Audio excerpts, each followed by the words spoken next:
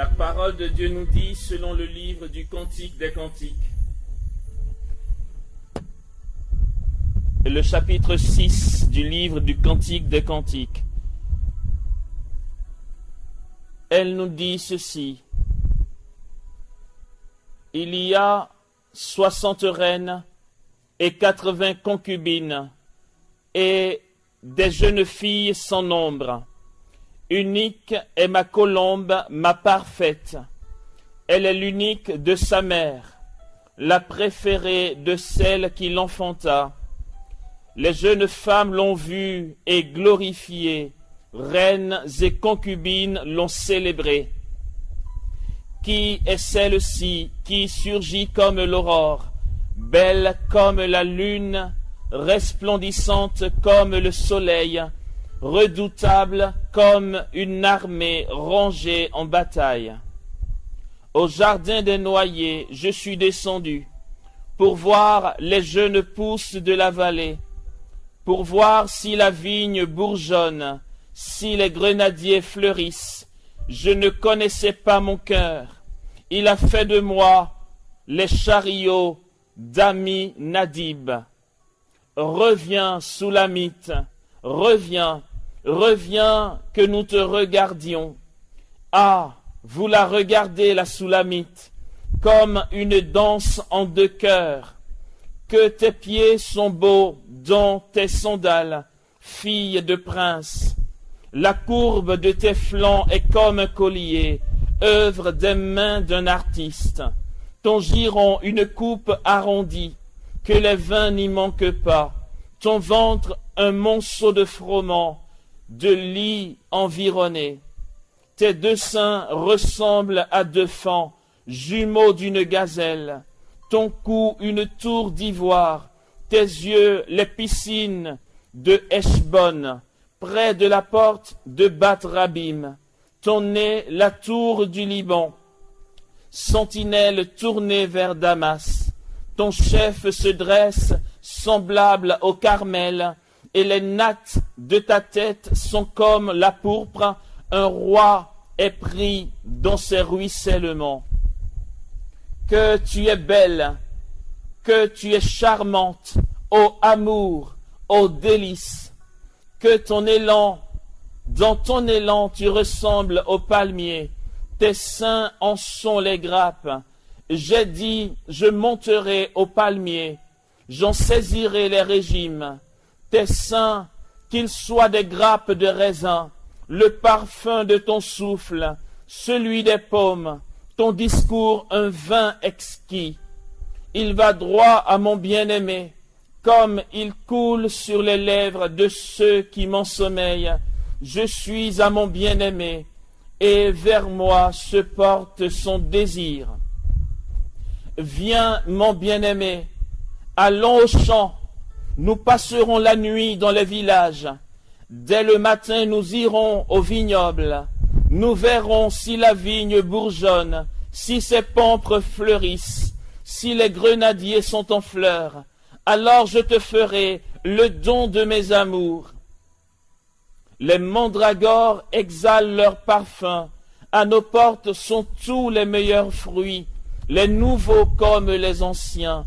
Je les ai réservés pour toi, mon bien-aimé. Ah, que ne m'es-tu un frère, allaité au sein de ma mère. Te rencontrant dehors, je pourrais t'embrasser, sans que les gens me méprisent. Je te conduirai, je t'introduirai dans la maison de ma mère, tu m'enseignerais. Je te ferai boire un vin parfumé, ma liqueur de grenade. Son bras gauche est sous ma tête et sa droite m'étreint. Je vous en conjure, filles de Jérusalem, n'éveillez pas, ne réveillez pas mon amour avant l'heure de son bon plaisir. Qui est celle-ci qui monte du désert, appuyée sur son bien-aimé?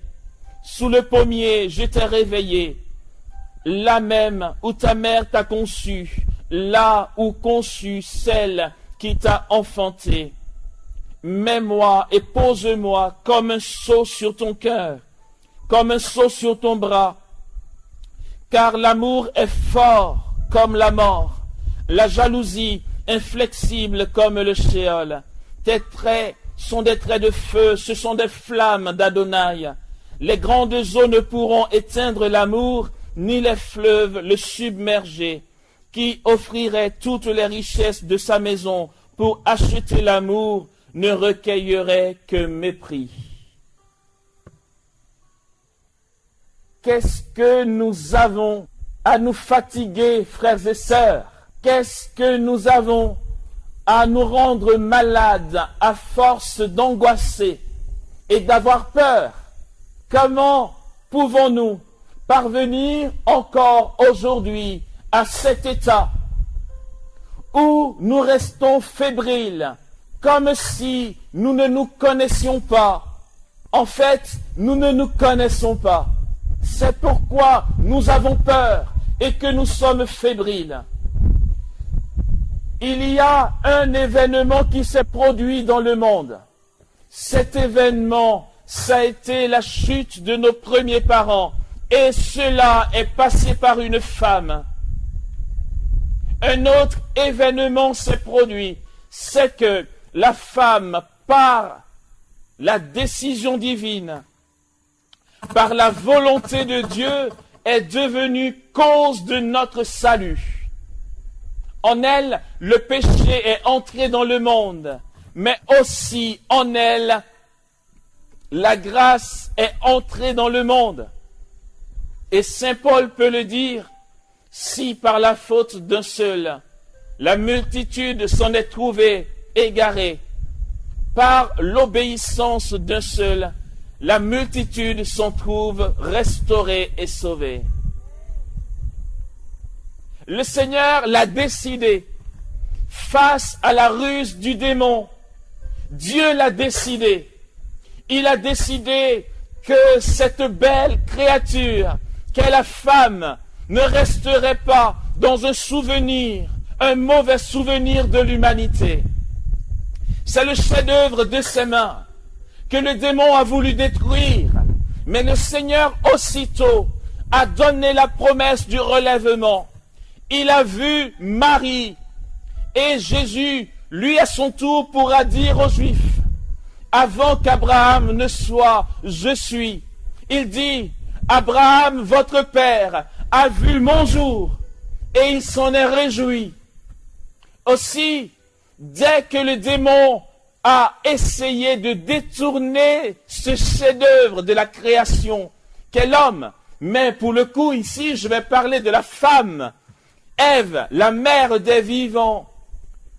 Le Seigneur est venu au secours de la faiblesse humaine et a restauré toutes choses dans l'immédiat par une promesse de victoire qui passerait par la femme.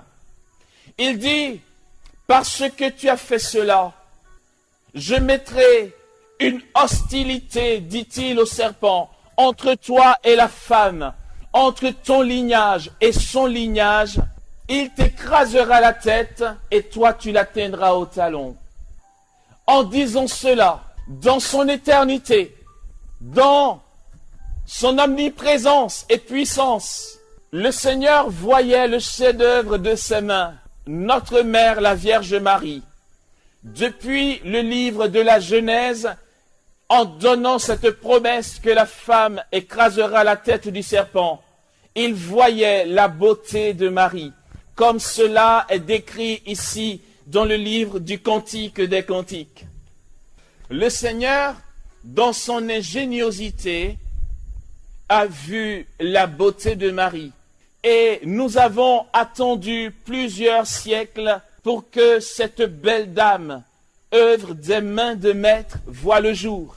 Mais le Seigneur qui est dans l'éternité et qui voit toutes choses, a eu une réplique immédiate face à la ruse du démon. Quand le Seigneur crée, lorsqu'il appelle les choses à l'existence, lorsqu'il a fait le ciel et la terre, la Bible dit que le 7e jour, il s'est reposé après tout l'ouvrage de sa création. Dieu vit que tout cela était bon. Lorsque Dieu crée, c'est bon et c'est beau. Et puis, le démon, le Satan, le mauvais, est jaloux et il veut tout abîmer.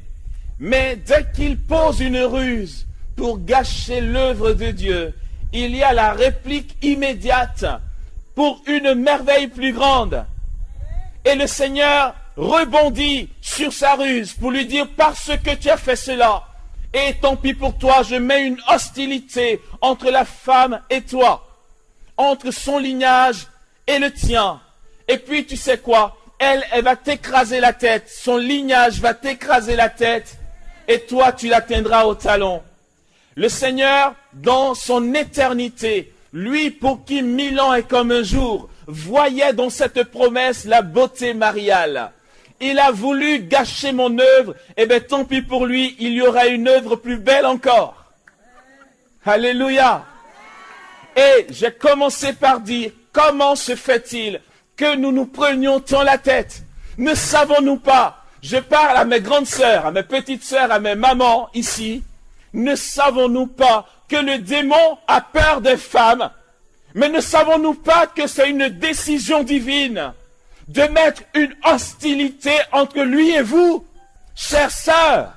Et n'ayons pas peur, regardez, il vous a conçu dans toutes vos facultés, intérieures comme extérieures, pour être des vases d'honneur, pour être celles qui gardent la lumière. Et le démon ne peut pas comprendre le mystère de vos jardins clos. Car Marie est appelée jardin clos. Il ne comprend pas Marie. Il ne sonde pas le cœur de Marie. Il n'arrive pas à la piéger parce qu'il n'a aucune emprise sur elle. Parce que le Seigneur a décidé cela. Et que dans cette décision bienheureuse, il est passé par elle pour donner au monde le Fils unique, le Verbe éternel qui s'est fait chair, le don par excellence, la manifestation de l'amour de Dieu, celui qui est la lumière du monde. Il a établi la femme, il a établi Marie, mais par elle, toutes les femmes, parce que avant Marie, les matriarches avaient déjà été choisis par Dieu pour être gardiennes de la lumière. C'est une volonté divine. Et j'aime bien citer d'où nous vient notre mère, la Vierge Marie. Elle était juive. Or, nous sommes une religion judéo-chrétienne. Chez les Juifs, la femme est celle qui est gardienne de la foi. Elle est celle qui est gardienne de la lumière. Dans son foyer, c'est elle qui est appelée à garder cette lumière de l'espérance. Lorsque le mari n'y croit plus, lorsqu'il est éprouvé et que pour lui tout s'écroule, le rôle de son épouse est d'être là, lui rappelant qu'il y a une espérance, parce que, au-delà de Marie, toutes les femmes ont une grâce de méditation intérieure. Vous avez une capacité de conserver les événements. Mais pourquoi nous nous gaspillons en paroles? Pourquoi nous avons peur et que nous gaspillons la grâce que nous avons? Si la Bible dit que Marie gardait ces événements et les méditait en elle, c'est justement parce que c'est le rôle de la femme. Aussi, pendant la liturgie du Shabbat, ce Shabbat pour lequel Jésus n'a pas pu être embaumé, ce Shabbat qui est une fête importante chez les Juifs, le Shabbat qui est la mémoire du jour où Dieu s'est reposé, où il nous invite à reposer de son repos. Dans l'entrée du Shabbat, pendant la célébration de l'entrée du Shabbat, il y a un moment de la liturgie du Shabbat où toutes les lumières vont s'éteindre. Ah, c'est puissant ce truc! Et puis, il y aura juste une bougie allumée dans le noir. Et là, le père de famille et tous les enfants vont commencer à chanter le mystère de la femme en chantant le Yedid Nefesh. bien-aimé de ma soif, bien-aimé de mon désir, bien-aimé de ma faim, bien-aimé de mon âme, bien-aimé de ma miséricorde. Toi l'époux de mon âme. Et puis la femme se lève, elle va vers la lumière et elle allume une deuxième bougie et communique le feu à toutes les bougies de la pièce jusqu'à ce que l'endroit soit illuminé. Car elle est gardienne de la lumière. Lorsque tout est ténèbres, lorsqu'on n'y comprend plus rien et que le monde semble s'écrouler, sœurs, nous avons les yeux rivés vers vous. Comme dans cette célébration du Shabbat, où on était toutes les lumières, et que l'on chante le mystère de la femme, et qu'elle se lève pour ramener la lumière au cœur des ténèbres. Pourquoi avoir peur du démon alors que Dieu vous a choisi pour être des vases d'honneur? Et le samedi saint, alors que personne ne savait où était Dieu, parce qu'il était mort la veille, et qu'il gisait, d'après les regards humains, dans le tombeau. Tout le monde avait disparu. Tous s'étaient dispersés. Sur qui s'appuyer ce jour-là, où il y a une absence de Dieu? Marie est celle qui gardait l'espérance, la mère des vivants. Elle est la seule qui gardait une espérance sans faille, alors que les disciples, bien sûr, on ne peut pas le leur reprocher, se posaient 15 000 questions et se demandaient si c'était la fin pour eux. Ils ne voyaient pas que c'était le commencement. Marie le savait. Elle ne comprenait pas comment Dieu faisait, mais elle le savait. Elle était la mère des apôtres. Parce que, avant de remettre son esprit entre les mains de son Père, Jésus l'a dit aux disciples par Saint Jean, voici ta mère. Si tu as besoin d'une mère, quelqu'un sur qui t'appuyer, alors je te laisse ma mère. Tu n'en as pas d'autre. C'est sur elle qu'il te faudra t'appuyer. Car bientôt il va remettre son esprit entre les mains de son Père. Et que le soir tombe, et que ça va être l'entrée en Shabbat, le moment où Dieu s'est reposé, le 7e jour, après tout l'ouvrage de sa création. Une création déchue par la tâche du péché originel, mais restaurée comme une nouvelle création emmenée par le Christ qui meurt pour restaurer toutes choses, et il repose dans le tombeau comme le Père s'est reposé le 7e jour. Et à ce moment-là, seul Marie, en communion avec son Fils, comprend que Dieu prépare de grands événements. Je l'ai dit quelque part, je l'ai dit dans un enseignement, et ce n'est pas moi qui l'invente, c'est ce que disent les exégètes. C'est que, et quand je l'ai dit, c'est vrai que j'ai été lorgné, même si c'est un compliment. J'ai dit les femmes n'ont pas besoin de boire du vin. Elles n'ont pas besoin de boire d'alcool. Une femme ivre, ça devient excessif. Mais vous savez pourquoi? C'est que la femme a une aptitude naturelle à l'ivresse de Dieu. Vous êtes déjà ivre.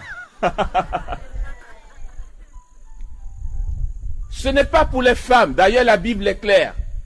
Le vin réjouit le cœur de l'homme. Ce n'est pas dit de la femme. Mais quand les femmes veulent picoler, elles rajoutent et n'attriste pas celle de la femme. Yedi nefesh avaraman yeshohavdera el retzonera. Et c'est ce que chante l'époux avec les enfants et toute la famille quand tout est éteint. C'est de l'hébreu. Bien-aimé de mon âme, Père des miséricordes, dirige ton serviteur vers ta lumière. Et elle est cette nefesh par excellence, la femme. Et la nefesh, c'est quoi ce mot? que je viens de traduire en français sans vraiment dire toute la profondeur, la nefesh. Oh, c'est très simple. Il y a une dame qui a dit quelle est l'orthographe. N-E-F-E-S-H. Nefesh. La nefesh, comme c'est traduit en français, bien-aimé de mon âme, Père des miséricordes, mais ça c'est la suite. La nefesh est traduite par âme. C'est ce que les Français ou les francophones ont trouvé comme traduction qui se rapproche le plus. Enfin, ils ont choisi un mot, entre autres. Vous savez, les mots hébreux sont vivants. Les mots hébreux sont des danses. Les mots hébreux sont une vie, sont des symboles. La nefesh, ça n'est pas l'âme seulement, c'est restrictif. Quand un juif dit Yedid nefesh, ça n'a rien à voir avec un francophone qui fait bien-aimé de mon âme. Ah, qu'est-ce que c'est restrictif? Yedid nefesh, bien-aimé de la nefesh veut dire pour le juif l'âme.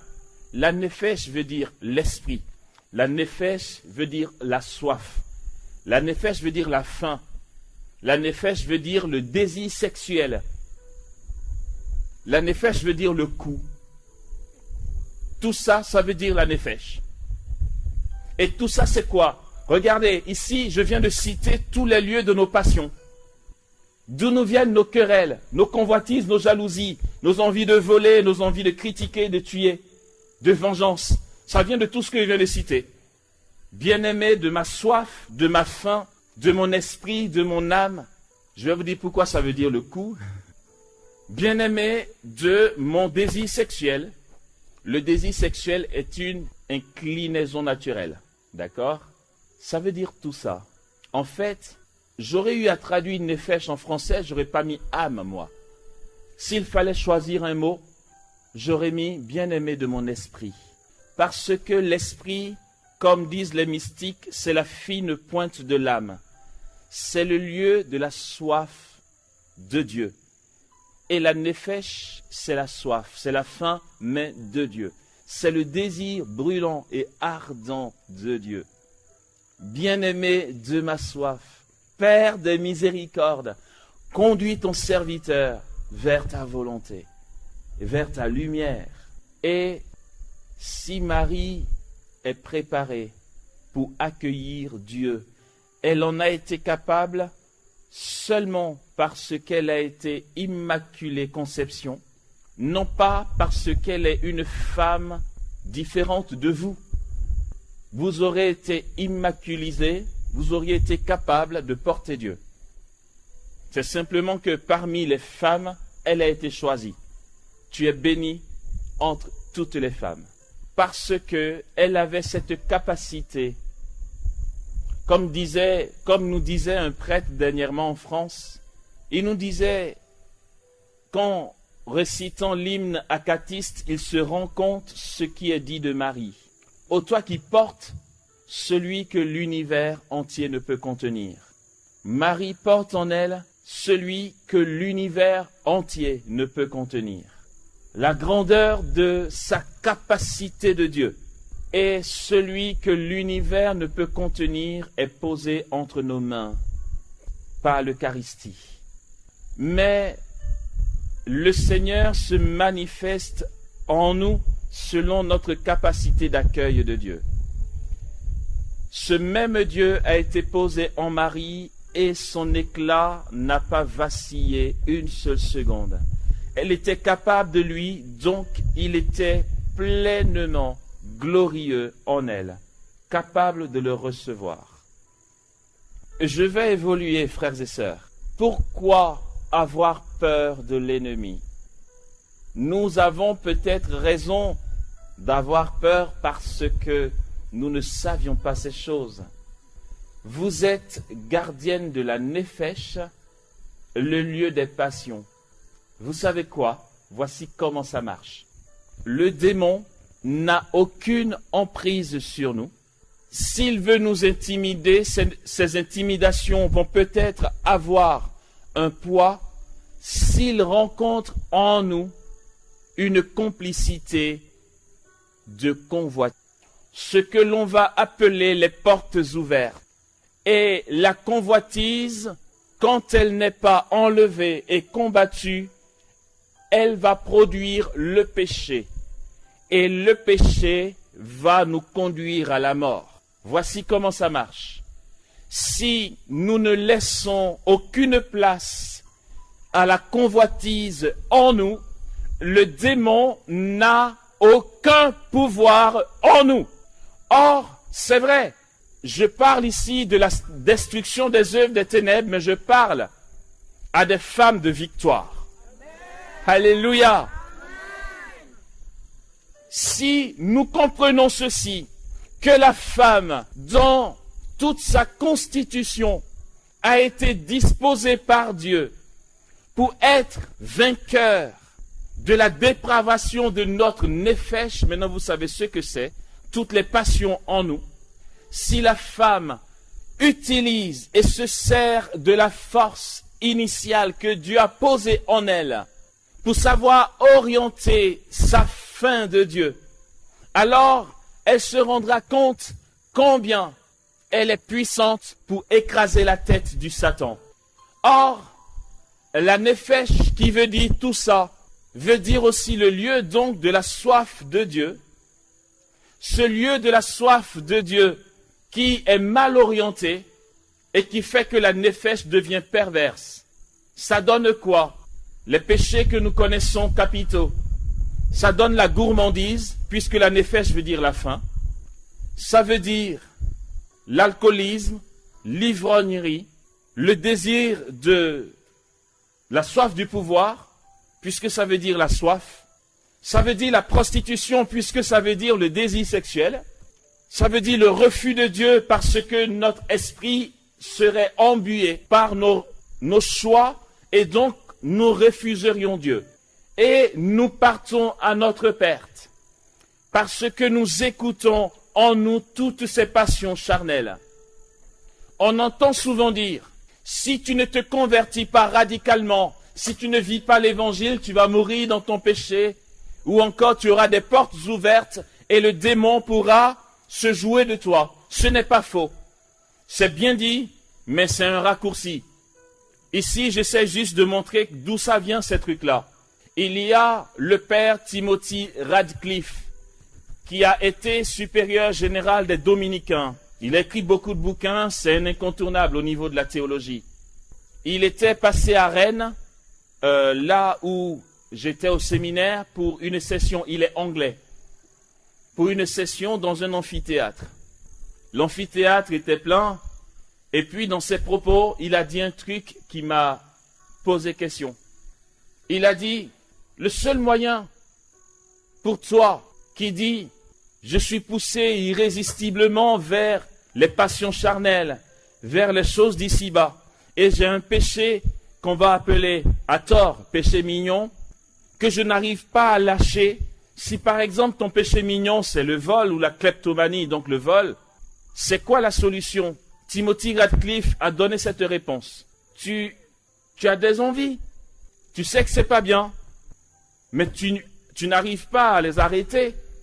Le seul moyen, a-t-il dit, pour guérir de ça, c'est de libérer le désir. Alors je dis libérer le désir. Il dit ouais. Non, mais à quelqu'un qui a dit ça veut dire quoi? Si je veux voler, je vole. Il a dit oui. Aïe. Non, mais il a expliqué. Et quand il a expliqué, je me suis rendu compte que ça rejoignait profondément le sens de la nefesh. Il a dit, tu veux voler, pourquoi?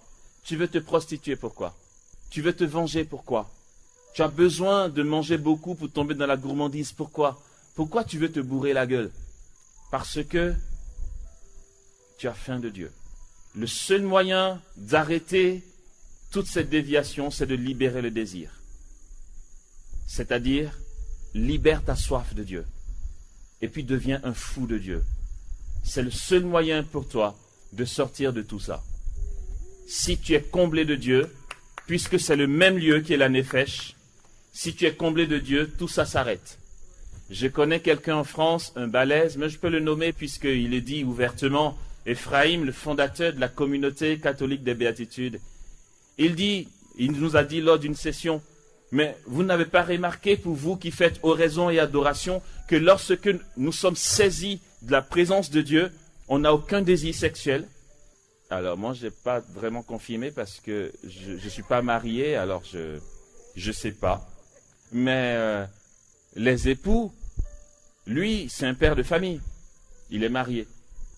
Il dit, quand tu es rempli de Dieu, toutes tes passions, toutes tes convoitises s'apaisent. Tu n'y penses même pas. C'est quand il n'y a pas Dieu que tu cherches à occuper ton temps avec tout ça. Le corps réclame, les passions réclament. Il dit, le seul moyen de sortir de nos esclavages au péché, c'est de libérer le désir. Saisir Dieu le plus qu'on peut. Quand le démon s'approche de nous, comment il a eu Ève? Il n'aurait pas pu avoir Ève. Il n'avait aucun pouvoir sur elle. Il s'est approché par tact. Il ne pouvait rien lui faire. Mais attendez, pourquoi il n'a pas pris Ève? Il ne lui a pas ouvert la bouche, il n'a pas pris la pomme, il n'a pas mis dedans. Il paraît qu'il est fort, mais elle, c'est juste une femme. Pourquoi il ne fait pas ça? Pourquoi il a besoin de baratiner d'abord? Mais parce qu'il n'a pas de pouvoir sur elle. Tant qu'elle-même n'accepte pas d'entrer dans le compromis. C'est pourquoi il va venir comme un filou pour dire « Coucou, bonjour ». Elle va dire « Oups là, c'est qui? Ah non, c'est moi, je passais juste par là. Ah tiens, petit serpent. » Et le serpent va dire « J'ai entendu une rumeur, il paraît qu'en fait, vous ne pouvez rien manger dans le jardin, ce beau jardin. » Elle dit « Ah bon, tu as entendu ça où? » « Non, on peut manger. » « Ah, j'avais mal compris. Mais il n'y a pas un truc que vous ne pouvez pas manger. » « Enfin, oui, on peut tout manger, mais c'est juste ça qu'on ne peut pas manger. Qui t'a dit qu'on ne peut rien manger? On peut tout manger, sauf ça. » Il dit, ah, ça. Ah, d'accord. Ah, j'aurais préféré que vous mangiez que ça et pas les autres, parce que c'est le plus intéressant, tu vois. Ah ouais? Non, mais voilà comment. Et sa caricature, je suis en train de caricaturer, mais ça dit, ce passage de la Genèse dit comment le malin peut attaquer un fils de Dieu. Il n'a pas de pouvoir. Et puis, vous savez quoi? Il ne peut pas avoir ce pouvoir-là. En fait, ça lui est pas donné. Vous savez pourquoi? La liberté, le libre arbitre, la liberté que Dieu a posée en nous fait que le démon n'a aucun pouvoir. Même s'il me prend et qu'il m'oblige à manger la pomme en m'ouvrant la bouche, malgré moi, et qu'il met la pomme jusque dans mon estomac, je n'ai pas péché. Parce qu'il n'y a péché que lorsque je consens au péché. Si j'y ai pas consenti, il ne peut pas m'obliger à pécher, non? Tout ce qu'il va faire ne sera que harcèlement. Je vais porter plainte contre lui. Mais ce n'est pas un péché. Et s'il n'y a pas péché, il n'y a pas de porte ouverte. Et il le sait. Donc, en fait, comprenons, frères et sœurs, que tant que nous-mêmes, nous n'avons pas décidé de poser l'acte, il ne peut rien faire. Conclusion, il n'a aucun pouvoir. C'est pourquoi il vient comme un filou. Il dit, ah, Dieu, ah, d'accord, il sait. Il sait quoi? Non, mais en fait, ce truc-là, c'est balèze. Si vous mangez ça, vous serez Dieu comme lui, en fait. Et qu'est-ce qui fait que la faille se crée? La convoitise d'Ève. Elle regarde et la Bible dit, elle vit que le fruit était beau et désirable. La tentation a rejoint sa convoitise. Le péché est rentré dans le monde. Il n'aurait pas pu faire entrer le péché dans le monde. C'est qu'elle a choisi. Elle y a consenti. C'est pourquoi Adam, c'est vrai, comme on dit, c'est mon vieux père. Mais pardon, tu as été lâche, mon gars, tu vois. Non, mais c'est vrai, sois responsable. Quand Dieu dit, as-tu mangé du fruit de l'arbre? Il dit, c'est la femme, quoi? Elle t'a ouvert la bouche, elle a mis dedans. Tu as accepté ou pas? Mais je te dis que c'est elle qui m'a proposé. Non, quand elle t'a proposé, tu as accepté ou elle t'a ouvert le ventre et l'a mis dedans? Non, mais j'ai accepté. Donc voilà, reconnais ta faute. Arrête un peu. C'était lâche. Et donc, le péché entre par la convoitise. Ici, c'est vrai, Dieu est puissant pour chasser le démon. C'est pas ce qu'il n'a jamais fait. C'est pas le plus dur, ça. Mais il faut que nous comprenions comment ça marche pour ne pas être chaque fois en proie aux forces du mal. Une délivrance, c'est quoi? Une délivrance, Jésus délivre, c'est pas le problème. On demande à Jésus, il vient dans sa puissance, il délivre. Le problème, c'est que demain, je te reverrai encore pour dire, la dernière fois, c'est la tête qui était infestée, mais maintenant, c'est le dos. Et comment le dos a été infesté? Pourquoi tu m'as pas dit la dernière fois? Non, mais en fait, la dernière fois, le dos n'était pas encore infesté, tu vois.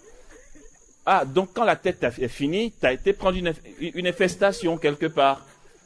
Mais non, c'est pas moi, mais si, c'est toi. Parce que cette infestation-là ne peut pas si tu n'y consens pas. Frères et sœurs, comprenons que le démon n'a pas de pouvoir s'il ne trouve pas en nous l'écho d'une complicité de convoitise. C'est pourquoi il faut que nous comprenions bien que nous sommes au bon endroit. Et que je suis en face du bon public. Je suis face aux femmes gardiennes de la Nefesh. Le lieu que le démon veut venir distraire pour libérer nos passions charnelles et faire n'importe quoi. Vous êtes gardienne de ça. Gardienne de cette lumière-là. Gardienne de la soif de Dieu. Quand l'homme est dans la nuit de l'esprit, quand il n'y comprend plus rien et qu'il dit Dieu nous a lâchés, la femme est celle qui va le ramener à la raison. Elle est celle qui va garder l'espérance jusqu'au bout. C'est pourquoi une femme inconvertie, c'est la pire des choses que la terre peut connaître. Une femme inconvertie qui ne connaît pas Dieu, c'est pire. Parce que, à cause de ces facultés que Dieu a posées, elle a une capacité de manipulation incroyable. Demandez à Job, il va vous présenter sa femme inconvertie. Elle lui dit, mais oh, ton Dieu là, je pensais que tu étais serviteur de Dieu et qu'il te bénissait. Où est-il? Tu souffres tellement que mon gars, la seule chose que tu peux faire, c'est de mourir. Mais avant de mourir, il ne faut pas mourir cadeau. Il faut que tu blasphèmes. En gros, insulte-le, quoi. Il t'a abandonné, puis meurs. Voici le conseil que donne une femme à son époux. Une femme inconvertie, c'est chaud. Le Siracide dit qu'une femme inconvertie est pire qu'un dragon. Il dit, c'est le Siracide, il vaut mieux avoir un dragon chez soi qu'une femme mauvaise de l'intérieur. C'est le Siracide. N'allez pas dire que c'est Amos, pitié. Ce n'est pas moi. Pire que le dragon. Heureusement qu'on n'a pas encore vu de feu qui a été craché.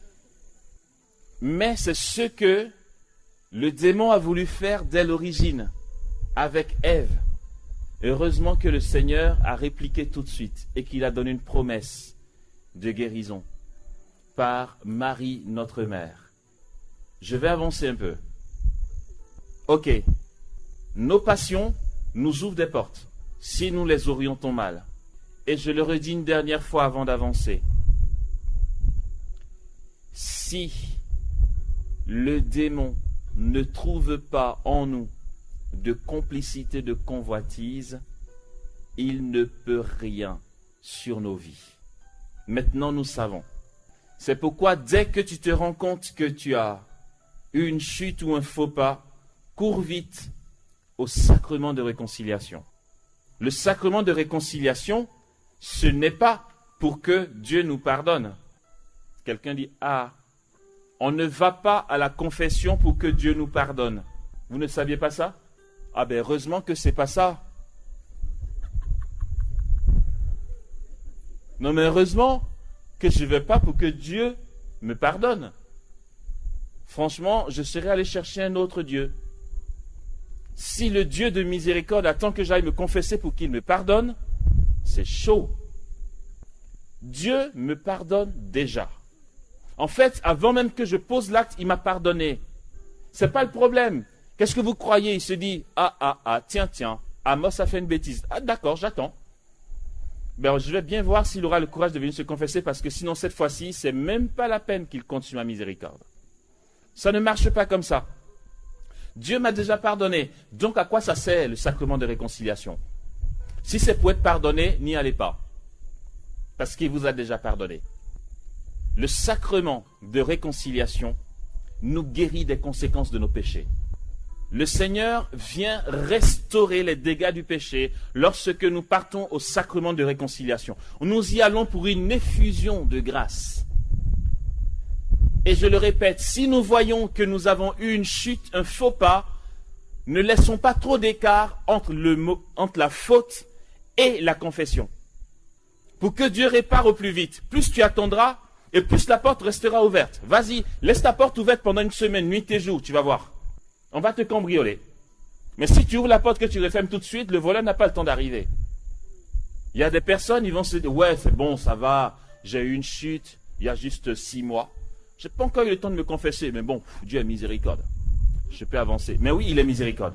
Si c'est lui, non, il n'y a pas de problème, il est miséricorde. D'ailleurs, sa miséricorde n'attend pas que tu y ailles. Donc, c'est même pas la peine de dire ça, parce que lui, c'est vrai, il est miséricorde.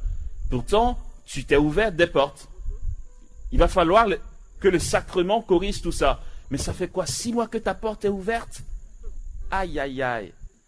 Après, on va dire, oui, homme de Dieu, vraiment, ça allait bien au travail, mais depuis un certain temps, mes patrons ne me supportent plus. Et puis, j'arrête pas de perdre mon boulot tout le temps.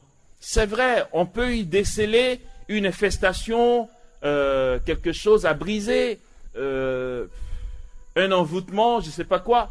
Mais c'est venu de quoi? C'est venu du fait que, par exemple, depuis 6 mois, tu es parti faire ton kéké et puis tu ne t'es pas confessé. Non, pardon, excusez-moi. Mais je dis tout ça pour que nous ayons les éléments pour mieux vivre le combat spirituel. Parce que ce soir, on aurait pu dire, ok, on se les met debout, on chante la gloire de Dieu, Jésus vient agir, il va agir. Mais on va encore revenir dans combien de temps pour dire il y a une autre infestation. C'est pour ça que c'est bien qu'on entende tout ça. À la confession, Jésus nous relève. Il nous guérit des conséquences de nos péchés. Il produit pour nous une effusion du Saint-Esprit. Et l'acte de contrition, qui est très beau, les paroles sont très belles, et chaque mot est bien choisi par l'Église et bien pensé. Ce n'est pas une prière au hasard. Mon Dieu, j'ai un très grand regret de t'avoir offensé. Pourquoi? Pas parce que j'ai peur de toi, car tu es infiniment bon et infiniment aimable, et que le péché te déplaît. Je prends la ferme résolution. C'est pas dit, je fais la promesse. C'est une résolution. C'est immature de faire une promesse à Dieu. C'est très immature. La résolution, c'est autre chose. C'est que la résolution, ça veut dire, en tout cas, franchement, aujourd'hui, je ne veux plus recommencer. Je ne dis pas, je ne vais plus jamais recommencer. Il dit, aujourd'hui, franchement, dans mon état actuel, je prends la résolution de ne plus le faire. Peut-être que ça va arriver parce que l'avenir ne m'appartient pas. Mais ce n'est pas une promesse. Donc on dit, je prends la ferme résolution. Mais ce n'est pas tout. Avec le secours de ta sainte grâce, de ne plus recommencer et de faire pénitence. D'accord? Et là, le Seigneur vient colmater les brèches. Il ferme les portes. Si le péché nous crée des portes ouvertes, si ça nous crée tant de portes ouvertes, nous sommes tous mal barrés. Parce que nous sommes tous ici de gros pécheurs. Mais tout le monde n'est pas infesté alors que tout le monde est pécheur. C'est simplement que certains savent fermer les portes très vite. Que disent les sorciers du village, là, ceux qui se convertissent et qui témoignent? Ils disent toujours que les proies les plus faciles, c'est les chrétiens tièdes. Ça veut dire quoi, chrétien tiède? Chrétien qui ne pratique pas les sacrements. Tu fais la Java sans aucun sacrement. Tu ouvres plein de portes. Tu dis, ah, il y a la porte principale qui est ouverte, mais ça ne me suffit pas, je veux vraiment qu'on me cambriole, donc je vais ouvrir une deuxième. Et puis après la troisième nuit, tu dis, on m'a toujours pas cambriolé. Mais c'est pas possible. Allez, mets-moi 4 fenêtres ici. Mais c'est ça les chrétiens tièdes, vous voyez. C'est eux la proie facile. J'ai jamais entendu un sectaire ou un sorcier converti dire, la proie, ce sont les pécheurs. Tout le monde est pécheur. mais n'arrive pas à voir tout le monde. C'est que une vie chrétienne sans vie sacramentelle, ça perd son poids. Et on va dire, Jésus n'est pas puissant. Pardon, je t'en prie. Comme on dit, ne gâte pas le nom de mon Seigneur. C'est pas lui. Lui, il est puissant, mais bien même, quoi. Je veux dire, là, il n'y a même pas photo. Il a autorité, bien comme il faut, tu vois. Donc, ne mette pas la pierre sur lui, ouais. Et puis ton entourage va dire, mais c'est toujours toi qui vas à l'église et puis c'est à toi que ça arrive. Il y a dans la sagesse de l'église des notions à bien discerner. Parce qu'il ne s'agit pas non plus de tomber dans la peur d'être faible face à la tentation. C'est pas ça. Ça, c'est une pauvreté. Une faiblesse qui te fait tomber dans le même péché plusieurs fois. Tu as honte d'en parler, c'est vrai. Mais dès que tu as l'humilité de parler de ton péché à qui de droit dans la confession, régulièrement, ta faiblesse ne devient pas une misère, elle devient une pauvreté. Et la pauvreté est ce qui attire Dieu. Et elle est belle. La misère, c'est l'orgueil. C'est, j'ai pas la force d'aller reconfesser ce même péché. C'est l'orgueil. Tu préfères conserver ta réputation que d'être restauré en Dieu. Mais ce que tu oublies de vouloir conserver ta réputation, ça va être pire après, parce que tu es en train d'accumuler là. Quelqu'un peut être braqueur de banque, ou kleptomane, ou même prostituée, si vous voulez, enfin, ou d'autres choses encore. Tant que de chute en chute, son cœur est broyé d'avoir offensé Dieu, et que cette personne part tout de suite se jeter dans les bras de la miséricorde, elle bascule dans le collège de ceux qu'on va appeler les pauvres de Dieu. Cette personne, c'est une pauvre, et Dieu l'aime. Dieu est attiré par elle. Sa pauvreté, ce n'est pas parce qu'il pêche ou son péché, sa pauvreté, ce qui le met en état de vulnérabilité et de pauvreté pour attirer Dieu, c'est son humilité. Dès qu'il y a l'humilité devant, ça devient beau. Pécheur, ma mère m'a conçu. Dieu n'attend pas que tu ne pêches jamais. La Bible dit que le juste pêche 7 fois par jour. Et on sait tous ce que ça veut dire 7 dans la Bible. Le chiffre de la perfection, ça veut dire pêche seulement. Vous voyez? Et ça, c'est le juste. C'est celui qui est juste. Et nous?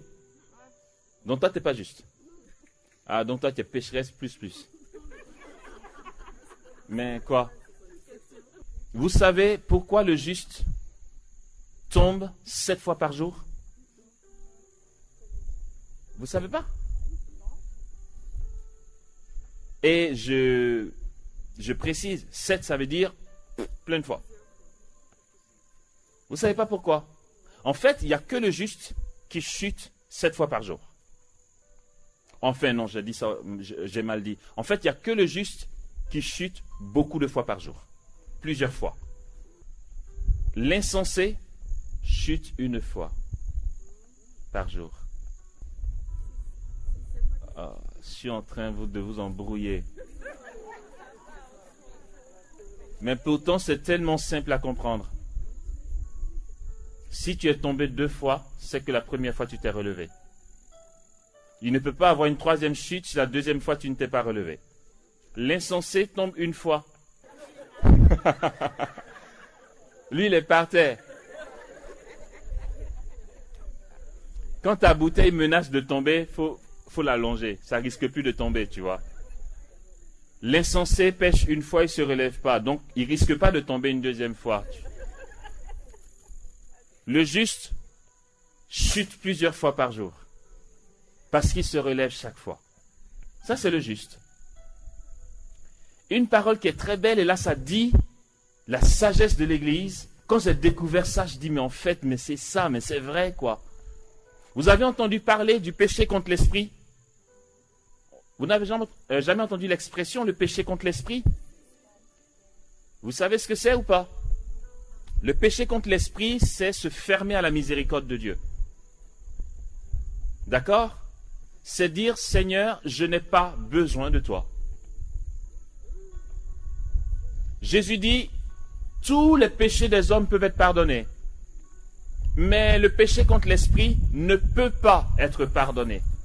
Jésus ne dit pas, le péché contre l'esprit ne veut pas être pardonné. Il dit ne peut pas. Parce que Dieu ne t'oblige en rien. Il va avoir mal de te voir tomber en enfer, mais il ne pourra rien faire. Parce qu'il t'a créé libre. Aussi, si tu dis, Seigneur, je n'ai pas besoin de toi, laisse-moi tranquille, ben il te laissera tranquille. Parce qu'il ne peut pas abuser ou violer ta liberté. C'est le péché contre l'esprit. Il y a cette petite histoire du père Emiliano Tardif qui avait été administrer les sacrements à un malade dans un hôpital. Et puis, quand il a fini, il avait son aube et son étole. Et il y a une infirmière qui l'a vu, qui a reconnu que c'était un prêtre et qui a dit, « Mon père, si vous avez 2 secondes, s'il vous plaît, j'ai une patiente qui est en fin de vie dans la chambre numéro machin. » Mais lui, forcément, il dit, « Ok, oui, mais bien sûr, c'est où ?» Donc, il part pour lui administrer les sacrements ou la baptiser peut-être, ou enfin, voilà, être là. Et puis, quand il rentre dans la chambre, elle voit le prêtre, elle crie au scandale, elle saute de son lit, elle se tourne vers le mur, elle lève les mains en l'air et elle dit, « Satan, sauve-moi. » Quand elle dit ça, elle tombe et elle meurt. Ça existe, des gens qui tournent le dos au bon Dieu. Elles voient un prêtre et c'est la catastrophe, d'accord? Péché contre l'esprit. C'est l'orgueil. C'est l'orgueil. L'orgueil nous coupe radicalement de Dieu. Et ce qui est très beau, donc, comme je disais, dans la sagesse de l'Église, c'est que, écoutez bien, pendant la messe, le prêtre fait un petit truc. Il parle tout bas, on n'entend pas. Mais il dit quelque chose qui est une révélation que tout le monde devait savoir. Et je suis content d'en parler ici aujourd'hui. À l'offertoire, on lui apporte le calice. Il pose sur l'autel, il ouvre, il enlève la palle donc, qui protège le vin des insectes ou de saleté. Il pose. Ensuite, on lui apporte les hosties. Il pose à côté. Ensuite, le servant de messe lui apporte les burettes, d'accord, où il y a de l'eau. Il met un peu d'eau dans le vin. Il dit aussi une parole, mais ce n'est pas de ça qu'il s'agit. Mais il dit, c'est beau aussi, hein, il dit, comme cette eau se mêle au vin pour le sacrement de l'alliance, puissions-nous être unis à la divinité de celui qui a pris notre humanité. Comme cette eau se mêle au vin. Après, allez-y détacher, essayez de détacher, on va voir. Ça veut dire, Seigneur, unis notre humanité à ta divinité, et puis ça sera pour l'éternité. Ça, il dit ça à ce moment-là. Et puis donc, après, il présente, il dit, je bénis Seigneur, je ne sais plus comment il dit ça, tant qu'il nous donne ce pain et ce vin, nous te le présentons, il deviendra pour nous le corps et le sang du Christ. Vous vous rappelez?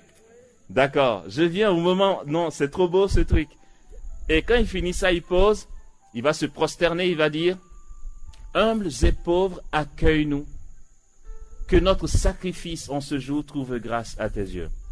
Après ça, le servant de messe vient avec une sorte de calebasse ou un vase pour qu'il se lave les mains. Et là, c'est très beau ce qu'il dit. Mais on ne l'entend pas. Le prêtre se tourne et en se lavant les mains, il dit, écoutons bien les paroles. Lave-moi de mes fautes, Seigneur. Écoutez bien. Purifie-moi de mon péché. Vous n'avez pas fait gaffe. J'aurais dit, il lave les mains, il dit, lave-moi de mes fautes, au pluriel. Seigneur, purifie-moi de mon péché.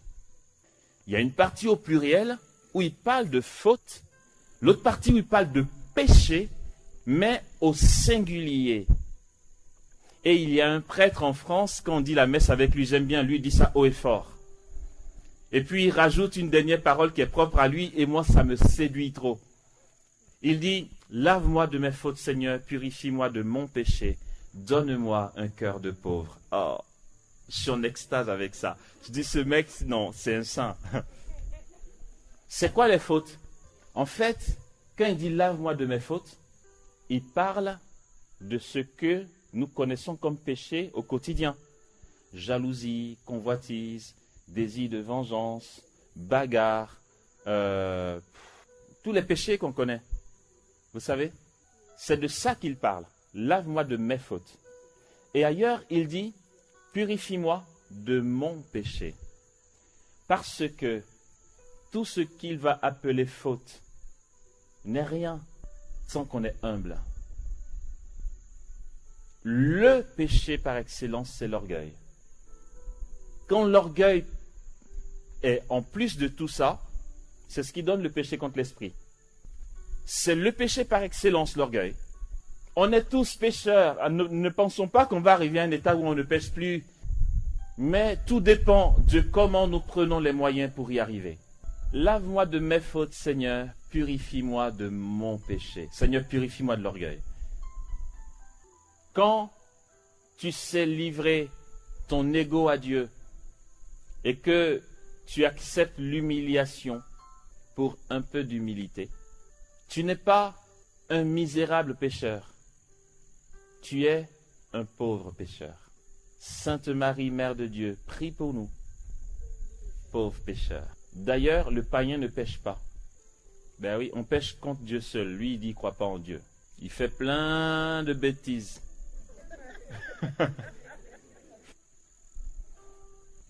Ce que le Seigneur attend de nous ce soir, c'est que nous entrions pleinement dans notre appel, qui est de conserver la lumière en nous, pour que le démon n'ait sur nous aucune emprise. Nous sommes tous capables du pire, mais nous sommes aussi capables d'amour. Et la Sainte Vierge est celle qui va nous apprendre, qui peut nous apprendre à devenir des femmes de victoire. Il y a des actes concrets à poser, chères sœurs. Des gestes et des actes concrets à poser. Des démarches de réconciliation peut-être. Et ou de pardon.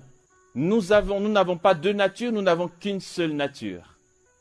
Ce terrain profond que Dieu a posé en toi, tu peux l'utiliser pour faire très mal. Parce que tu as un pouvoir de séduction et de manipulation avec ça. Pourtant, il te l'a donné pour que tu saches garder dans le feu de l'esprit ta soif de Dieu, l'endroit de la néphesh. Bien-aimé de ma néphesh, Père des miséricordes, conduis ton serviteur vers ta volonté, vers ta lumière. Voici ce qu'il nous faut faire pour devenir redoutable aux forces du mal. Pour l'insupporter, c'est faire le choix de garder la lumière par la vie sacramentelle, une pauvreté et un abandon total jusqu'au brisement peut-être. Une femme qui est pauvre, innocente, qui sait tout accepter par amour, est très souvent crucifiée. C'est ce que Siméon a vu lorsqu'il était en face de la Vierge Marie. Il lui a dit, et toi-même un glaive te transpercera le cœur. Parce que Marie a su être gardienne de la lumière. Et c'est crucifiant. Mais pourtant, c'est le propre et la vocation de la mère des vivants. C'est le propre et la vocation de la femme de savoir souffrir en silence, savoir être brisée en silence, ou dans les cris, si c'est insupportable. Mais c'est ta vocation. Ne nous dis pas, ne me dis pas, mais Amos, tu me fais peur. Pourquoi tu dis ça? J'en sais rien. Je ne veux pas te faire peur, mais c'est un fait, on ne peut pas le changer. Comment tu donnes la vie? Comment tu mets au monde un enfant qui va faire la joie de plusieurs? Tu portes en toi l'enfant pendant 9 mois. Pourquoi ce n'est pas nous les hommes qui portons les enfants? Il y a en vous une capacité incroyable de garder les sentiments, les émotions et les secrets. Aussi, quand tu es enceinte, vous êtes deux à avoir des émotions, mais tu as la capacité de le porter. C'est vrai, ça donne un peu de nausée, un peu de saut d'humeur. Certains vont dire, bon, c'est les hormones. Ouais, l'excuse à dessous pour être désagréable, mais ok, c'est pas grave, on vous pardonne. Mais la femme, quand on parle de parité, frères et sœurs, c'est n'importe quoi. La parité, vous voyez ce que c'est? La parité, c'est qu'il y ait des parts égales entre l'homme et la femme. Certains vont revendiquer les mêmes droits que les hommes. Mais ah là là, quelle dégringolade! Frères et sœurs, c'est... Non, mais c'est régresser, c'est dégringoler de haut. Vous êtes gardienne de ce qui est pur et de la lumière et vous dites non, non, non, nous on veut être comme les hommes. Ok, venez dans notre galère, très bien, ben venez. Rejoignez-nous alors, ok, pas de souci. Et puis, ça donnait quoi aujourd'hui? Il paraît qu'une femme peut épouser une femme et puis un garçon. Mais c'est ça, les conséquences de la parité. Les femmes veulent avoir les mêmes droits que les hommes. Ok, on dit quoi? Société moderne, faites toujours. Une société qui veut tuer Dieu, c'est ça qui vous intéresse? Une société qui veut bannir Dieu de nos vies et te dire, regarde-toi, tu es Dieu toi-même, tu as toutes tes valeurs en toi, qu'est-ce que tu vas chercher? Et tu laisses ton homme te commander, pourquoi? Au nom de quoi? Au nom de l'évangile, mais qu'est-ce que t'es nul ou quoi? Et toi tu dis, ah ouais, mais c'est vrai, attends, il me parle plus comme ça, lui. Vous imaginez, attendez. Et ça fait maintenant, on s'affronte et tout. On ne sait même plus qui porte la culotte. Dans la rue, il y a les filles qui ont des bermudas, les garçons aussi. Il suffit que la fille se coupe les cheveux comme moi avec un bermuda, tu as besoin de regarder devant pour savoir si c'est un garçon ou une fille. Non mais c'est vrai quoi, faut arrêter. Ça devient n'importe quoi. Une femme, je suis désolé, ok, vous allez vous dire, ouais, c'est facile pour lui c'est un mec, c'est pas une femme. Non, prenez si vous voulez et puis laissez tomber si ça vous arrange pas, c'est tout. Si vous avez l'impression que ce que je dis là n'est pas la vérité, laissez tomber. Une femme est celle qui amortit les coups pour qu'il y ait Dieu au cœur du foyer. C'est pas l'homme qui peut faire ça. Or, la femme donne la vie. Elle donne un enfant, c'est vrai, mais elle donne aussi l'espérance et l'espoir. Elle donne la paix. Elle donne Dieu. Elle garde Dieu, gardienne de celui qui est la lumière incréée. Dieu, et telle est sa vocation. Et son époux la voit, et c'est son bonheur. Parce que si c'est pour affronter un autre moi-même aussi chaud et impulsif pour se boxer, ça ne m'arrange pas. Il fit tomber sur l'homme un sommeil profond, et de sa côte, il en fit sortir une femme. Et il dit pour le coup, voici l'os de mes os et la chair de ma chair. Je vais l'appeler la mère des vivants. Je vais l'appeler Ève. Et ça, le prince de ce monde, il le sait. Parce que depuis la Genèse, il y a une hostilité entre lui et vous. Ne vous laissez pas intimider. Chère sœur, il a peur de vous. Il sait que vous avez Dieu. Il sait votre capacité d'accueil de Dieu. Il a peur de vous. Et c'est vrai, vous allez subir ou vivre toute forme d'incompréhension et de persécution dans vos foyers. Vous serez la proie de la colère de vos maris, de vos frères, de vos parents, vos pères. Mais comme Marie, soyons vainqueurs du mal. Vous savez, la Sainte Thérèse de l'Enfant Jésus, quand elle était enfant, elle a vu le démon. Elle était, je crois qu'elle avait 5 ans ou moins de 5 ans. Je peux me tromper sur l'âge, je ne suis pas précisément sûr. Mais elle était vraiment un bout de chou, ça c'est sûr. Et puis, elle va raconter qu'elle a vu un être affreux avec des cornes qui est rentré dans la pièce où elle était. Elle était enfant. Elle ne savait pas les histoires de démons, de machins, de trucs. Quand elle a vu, il était laid, mais elle n'a pas eu peur. C'était une enfant. Elle a regardé, sans peur. Elle a regardé, dans les yeux. Et comme une enfant gentille qui ne veut pas faire de mal, elle n'a pas osé dire « Pourquoi tu es moche ?»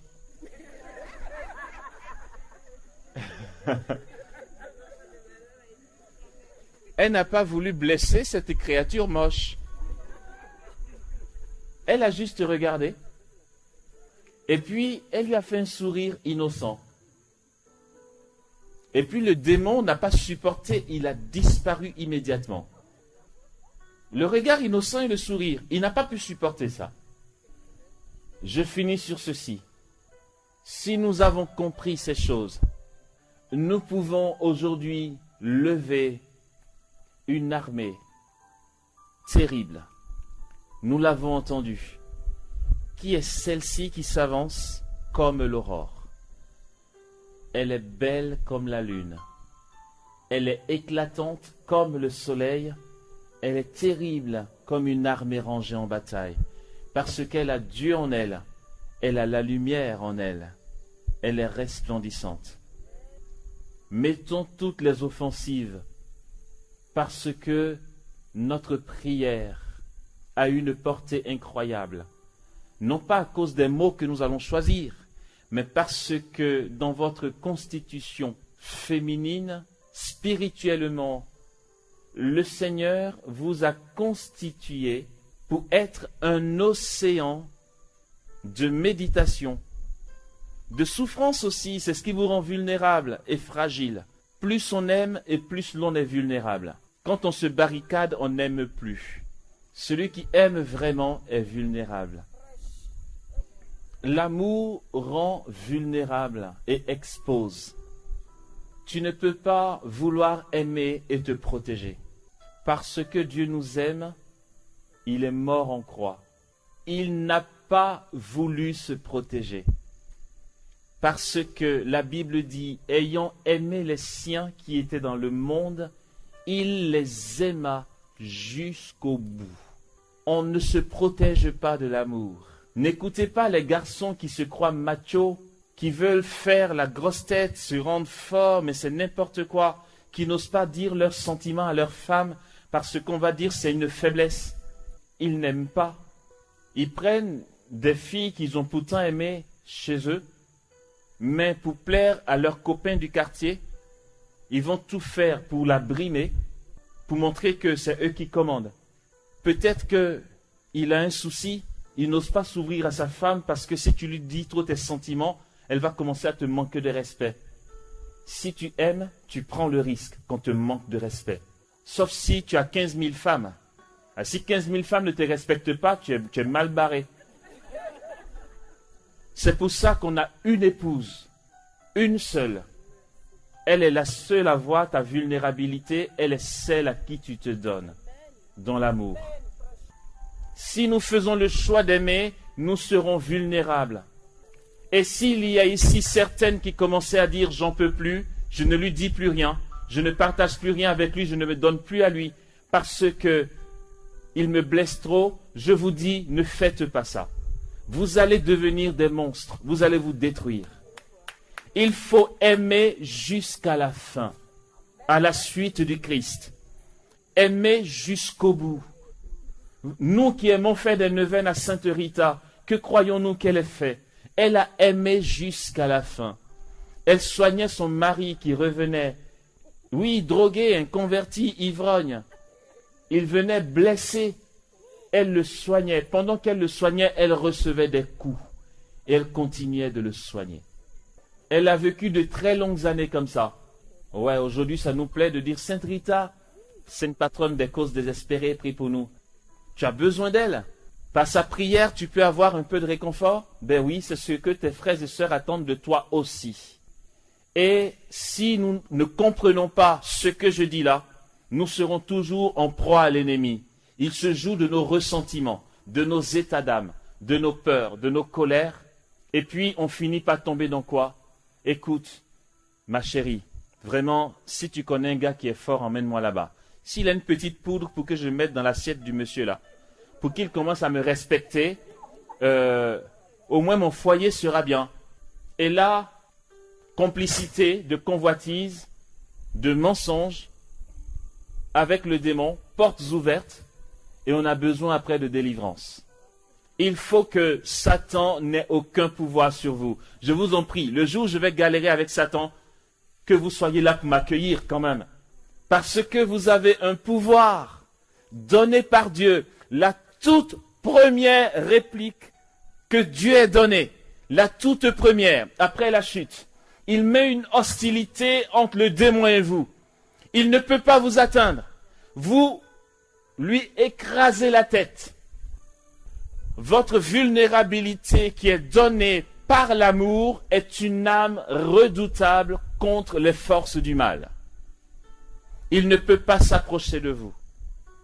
Vous savez ce que Jésus veut faire là? En fait, Jésus n'en peut plus que vous soyez en proie aux forces du mal. C'est pourquoi, maintenant, il veut s'occuper de toutes celles qui auraient besoin de son autorité libératrice. Maintenant, il sait. Il va le faire, vous inquiétez pas. Jésus va le faire ce soir. C'est pas le problème. Ah ben oui, Jésus le fait, ça c'est vraiment pas le souci. Chères sœurs, la grâce de Dieu nous est donnée à cette retraite. Le Seigneur veut passer maintenant pour libérer nos vies de tout ce qui nous entrave. Mais rappelons-nous que nous avons une constitution naturelle, ontologique, posée par le Seigneur pour être gardienne de la vie. La femme croit comme l'homme ne croit pas. La pratique religieuse de la femme n'est pas celle de l'homme. Aussi, si nous savons ça, nous comprendrons que nos facultés humaines, féminines, dans leur ressentiment, du moins dans ce que l'on ressent de nos facultés, je parle des femmes, sont plus fortes que les ressentiments des hommes. Puisque le lieu de la néphesh chez la femme est accru. On va voir que les femmes sont très religieuses au niveau de la pratique religieuse parce que leur lieu du désir de Dieu est accru, contrairement à l'homme. Profitons-en, chères sœurs, pour trouver Dieu. Appelons le plus possible en nous la présence de Dieu. Libérons le désir. Maintenant, nous savons ce que ça veut dire. Trouvons Dieu et nos passions charnelles de jalousie, de convoitise et de toute forme de péché vont se calmer dans la gloire de Dieu en nous. Ainsi, le démon n'aura aucune prise sur nos vies et nous vivrons libres désormais. Au sorti de cette retraite, oui, l'on pourra proclamer à juste titre, waouh, tu as un rayonnement, tu as vraiment la tête d'une femme de victoire. Alléluia!